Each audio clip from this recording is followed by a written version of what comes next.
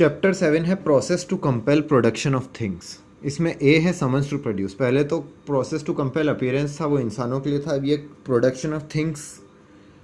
का को कंपेल करने के प्रोसेस की बात है। तो इसमें भी समन्स है, फिर सर्च वारंट्स है,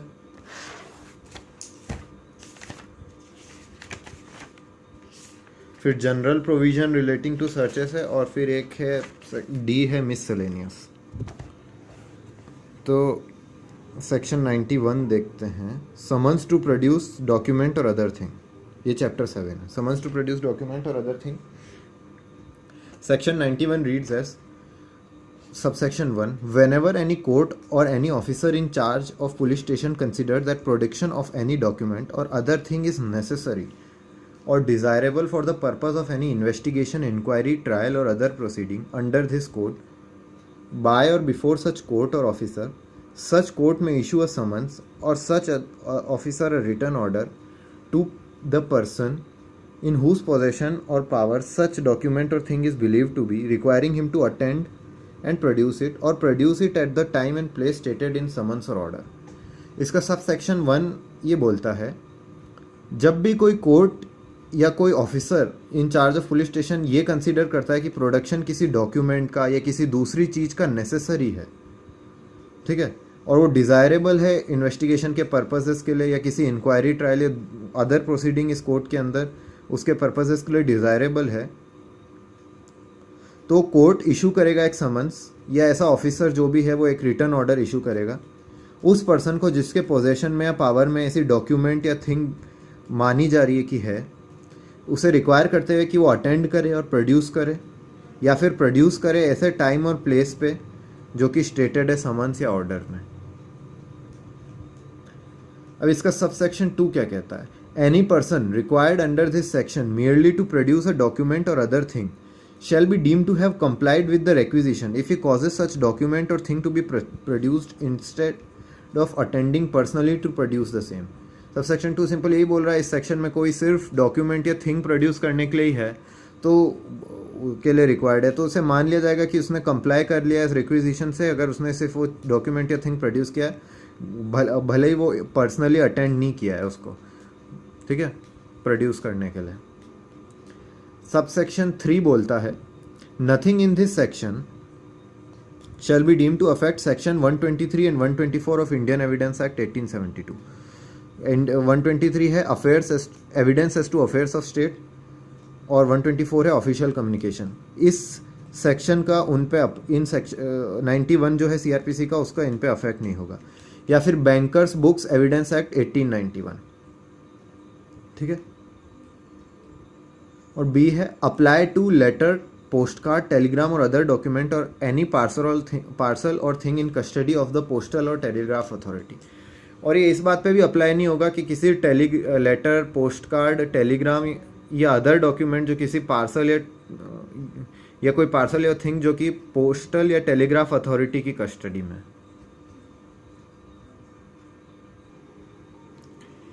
सेक्शन 92 बात करता है procedure as to letters and telegrams. इसका subsection 1 reads as, if any document, parcel और thing is in custody of a postal और telegraph authority is in opinion of district magistrate, chief judicial magistrate, court of session और high court wanted for purpose of any investigation, inquiry, trial और other proceeding under this code, such magistrate और court में require postal और telegraph authority as the case में be to deliver the document, parcel or thing to such person as the magistrate or court directs। इसका subsection 1 ये बोलता है 92 का procedure as to letters और टेलीग्राम्स, अगर कोई डॉक्यूमेंट, पार्सल और थिंग वो पोस्टल या टेलीग्राफ अथॉरिटी की कस्टडी में है और वो या तो डिस्ट्रिक्ट मजिस्ट्रेट या सीजेएम या कोर्ट ऑफ सेशन या हाई कोर्ट के ओपिनियन में वांटेड है किसी इन्वेस्टिगेशन के पर्पसेस के लिए, इन्वेस्टिगेशन, इंक्वायरी, ट्रायल या अदर प्रोसीडिंग इस कोर्ट के अंदर उसके पर्पसेस के लिए, तो वो कोर्ट या मजिस्ट्रेट रिक्वायर कर सकता है पोस्टल या टेलीग्राफ अथॉरिटी को कि वो डिलीवर करे वो डॉक्यूमेंट, पार्सल और थिंग ऐसे पर्सन को जो कि मजिस्ट्रेट या कोर्ट डायरेक्ट करता है जिसे। इसका सबसेक्शन 2 रीड करता है, अगर ये ऐसा डॉक्यूमेंट, पार्सल और थिंग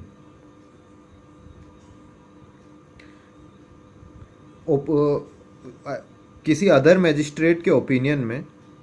भले ही वो एग्जीक्यूटिव हो या जुडिशियल हो या कोई पुलिस कमिश्नर हो या डिस्ट्रिक्ट सुपरिंटेंडेंट ऑफ पुलिस हो, इनके ओपिनियन में ज़रूरी है किसी पर्पस के लिए, तो वो रिक्वायर कर सकता है पोस्टल या टेलीग्राफ अथॉरिटी को कि वो सर्च करे, उसके लिए सर्च की जाए और डिटेन करे उस डॉक्यूमेंट, पार्सल और थिंग को, pending the order of a district magistrate, chief judicial magistrate और कोर्ट अंडर सबसेक्शन 1।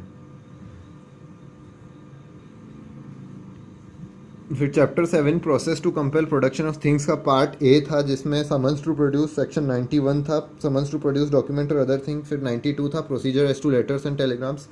इसका पार्ट बी में सर्च वारंट्स की बात है और सेक्शन 93 में बताया गया है व्हेन सर्च वारंट में बी इशूड, कब सर्च वारंट इशू किया जा सकता है। तो सेक्शन 93 बात करता है व्हेन सर्च वारंट्स में बी इशूड, कब सर्च वारंट इशू किया जा सकता है। इसका सबसेक्शन 1 में है ए, बी, सी और फिर सबसेक्शन 2 और 3 है। तो सबसेक्शन 1 का ए बोलता है जब किसी कोर्ट के पास ऐसा रीज़न टू बिलीव है कि पर्सन जिसको समन्स ऑर्डर किया गया है सेक्शन 91 के अंदर या रिक्विजिशन की गई है 92 के सबसेक्शन 1 के अंदर, ठीक है, वो उसे प्रोड्यूस नहीं करेगा, ठीक है। रीज़न टू बिलीव है कि वो ऐसा डॉक्यूमेंट और थिंग जो भी रिक्वायर्ड है समन्स द्वारा, जो कि सबसेक्शन 1 ऑफ 92 या फिर 91 के अंदर किया गया, वो उसे प्रोड्यूस नहीं करेगा। तो कोर्ट के पास ऐसा रीज़न टू बिलीव है। या फिर बी, जब ऐसा डॉक्यूमेंट या थिंग कोर्ट के नॉलेज में नहीं है कि वो किसी भी पर्सन के पोजेशन में हो, कि मतलब किस कोर्ट को पता नहीं हो किस पर्सन के पोजेशन में है, ठीक है,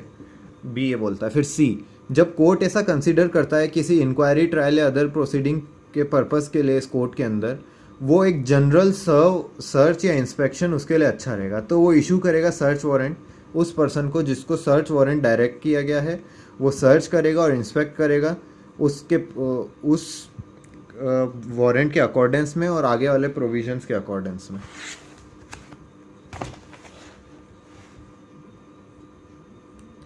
इसका सबसेक्शन 2 बोलता है कोर्ट को अगर ठीक लगता है तो वो वारंट में स्पेसिफाई कर देगा पर्टिकुलर प्लेस या पार्ट ऑफ प्लेस जो भी है कि केवल वहीं तक सर्च या इंस्पेक्शन एक्सटेंड करेगी, और जो पर्सन एग्जीक्यूशन के लिए चार्ज है उस वारंट के वो एक्सटेंड करेगा अपनी सर्च को और या इंस्पेक्शन को केवल उस प्लेस तक या उस पार्ट तक ही। इसका सबसेक्शन 3 बोलता है nothing contained in this section shall authorize any magistrate other than district magistrate और chief judicial magistrate to grant a warrant to search for a document, parcel or other thing in the custody of postal or telegraph authority। Subsection 3 ये बोलता है कि इस section में कुछ भी authorise नहीं करता किसी भी मजिस्ट्रेट को, यानी केवल डिस्ट्रिक्ट मजिस्ट्रेट को और चीफ जुडिशियल मजिस्ट्रेट को ही पावर है एक वारंट को ग्रांट करने की, सर्च वारंट किसी डॉक्यूमेंट थिंग के अदर जो भी पार्सल है उसके वारंट ग्रांट करने की, जो कि पोस्टल और टेलीग्राफ अथॉरिटी के कस्टडी में है। 93 वापस से कब सर्च वारंट इशू किया जा सकता है। इसका 1 का ए है कि जब कोर्ट के पास रीज़न टू बिलीव है कि पर्सन जिसको समन्स 91 के अंदर या रिक्विजिशन 92 के सबसेक्शन 1 के अंदर की गई है वो प्रोड्यूस नहीं करेगा डॉक्यूमेंट और थिंग जैसा कि उस समन या रिक्विजिशन द्वारा रिक्वायर्ड है, उसके पास ऐसा रीज़न टू बिलीव है कोर्ट के पास। बी ये है जब वो डॉक्यूमेंट या थिंग कोर्ट के नॉलेज में नहीं है कि वो किस पर्सन के पोजीशन में, उसे पता ही नहीं कि किसी भी पर्सन के पोजीशन में है क्या। या फिर सी, कोर्ट को लगता है जनरल सर्च या इंस्पेक्शन से अच्छा रहेगा, फ़ायदा होगा इस ट्रायल या प्रोसीडिंग जो भी है उसको, तो वो सर्च वारंट भेज देगा और पर्सन ऐसी जनरल सर्च करेगा जिसको भी वो भेजा गया। सबसेक्शन 2 बोलता है कि कोर्ट को अगर ठीक लगता है तो वारंट में ही स्पेसिफाई कर देगा कि कोई सी पर्टिकुलर प्लेस या कोई पार्ट जो है प्लेस का उसी तक सर्च या इंस्पेक्शन एक्सटेंड करनी चाहिए, और जो पर्सन वारंट को एग्जीक्यूट कर रहा है वो वहीं तक अपनी सर्च को एक्सटेंड करेगा। सबसेक्शन 3 बोलता है कि सर्च वारंट किसी ऐसी चीज़ के लिए जो पोस्टल या टेलीग्राफ अथॉरिटी की कस्टडी में है उसको केवल डिस्ट्रिक्ट मजिस्ट्रेट या CJM ही इशू कर सकता है।